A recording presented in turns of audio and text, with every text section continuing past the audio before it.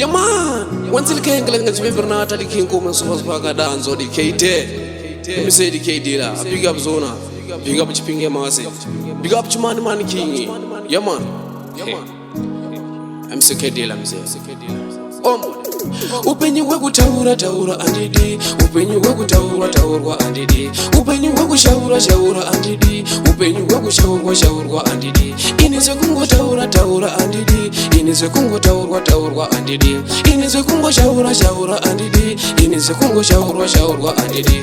Upenyu weku taura vachaku isa kaura. Iye mpenzi wangu wandi ucha kaura. Pa vachaku bada vachaku roa mbama. Ukada kuwaruza vachaku chekane kaura. Ende one day uchazoona uri chipi. Pa vachaku bada vachaku nwisa chiki. Ukada kuvatiza vukubata vukurova. Ukada kuvanjenga vukubata vukucheka. Upenyu weku taura taura andidi. Upenyu weku taura taura andidi.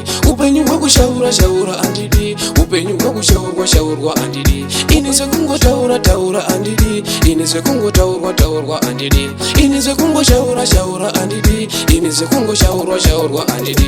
Upenyu weku taura mufunga uzi right. Kungoona mpesi motanga kumutaura. Upenyu weku taura mufunga uzi bo. Kungoona chibebi motanga kuchitaura. Kungoona vanhu makutanga kureva. Kungonza zvinhu makutanga kushaura. Kungonza nzinu makutanga kushaura. Kuda kudisa vanhu kuti vese vazvizive. Upenyu weku taura taura andidi. Upenyu weku taura taura andidi. Upenyu weku shaura shaura andidi. Upenyu weku shaura shaura andidi. Inise kungo taura taura andidi. Inise kungo taura taura andidi. Inise kungo shaura shaura andidi. Inise kungo shaura shaura andidi. Upenyu weku taura vachaku isa kaura. Iye mpenzi wangu wandi ucha kaura. Pa vachaku bada vachaku roa mbama. Ukada kuwaruza vachaku chekane kaura. Ende one day uchazoona uri chipi. Pa vachaku bada vachaku nwisa chiki. Ukada kuvatiza vukubata vukurova. Ukada kuvanjenga vukubata vukucheka. Upenyu weku taura taura andidi. Upenyu weku taura taura andidi.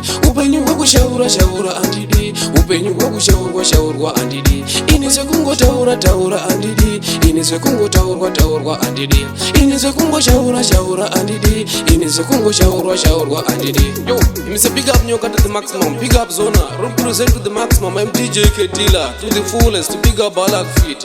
Yeah man, you see a tune is Zona. It's mad tune. Upenyu taura. Ombo dem.